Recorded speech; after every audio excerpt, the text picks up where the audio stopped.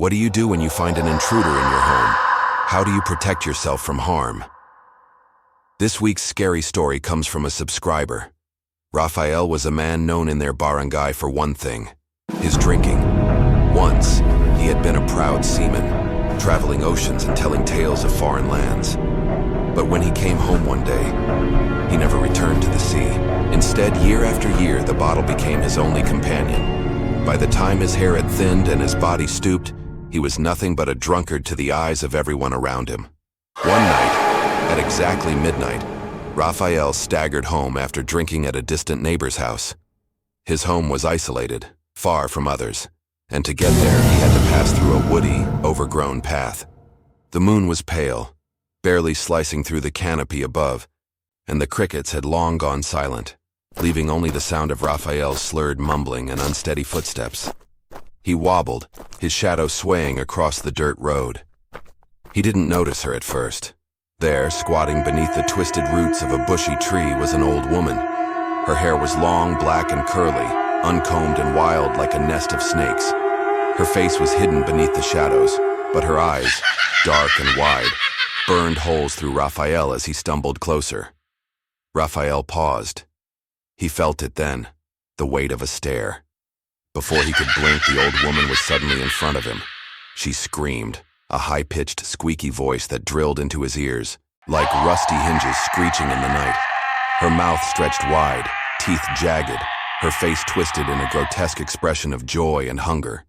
She leaped up and down like a deranged kangaroo, her clawed hands slashing the air, reaching out for Rafael's face, his neck, his chest. Terrified, Rafael stumbled back, almost falling. His drunkenness seemed to vanish in an instant. His trembling hand reached into his pocket, pulling out a kitchen knife he had taken earlier from the drinking house, an odd, careless habit of his. As the old woman lunged at him, Rafael screamed and thrust the blade forward. The knife sank into her side. Her scream this time was different, painful, animalistic, blood-curdling. She staggered back, her wild eyes still fixed on him. For a moment, Rafael thought she would pounce again, but instead, she turned and darted into the darkness, her body moving unnaturally fast, her shadow twisting between the trees, until she was gone. Rafael stood frozen, his chest heaving, the knife slick in his shaking hand. He whispered a drunken prayer and hurried home, bolting his door behind him. Sleep never came that night.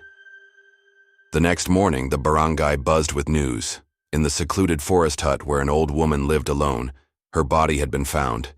She was bedridden, her breathing shallow, and her left side badly wounded. Villagers tried to help, but by midday the woman had succumbed to her injuries. No one dared to speak it aloud, but whispers spread like wildfire.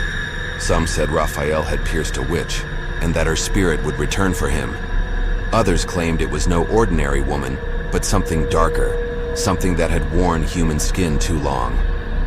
That night, when Rafael drank again to calm his shaking nerves, he swore he heard it, the same squeaky scream, echoing from the woods outside his window, and the sound was getting closer. Do you believe in witches? Have you ever seen or heard of one? Let us know in the comments section below.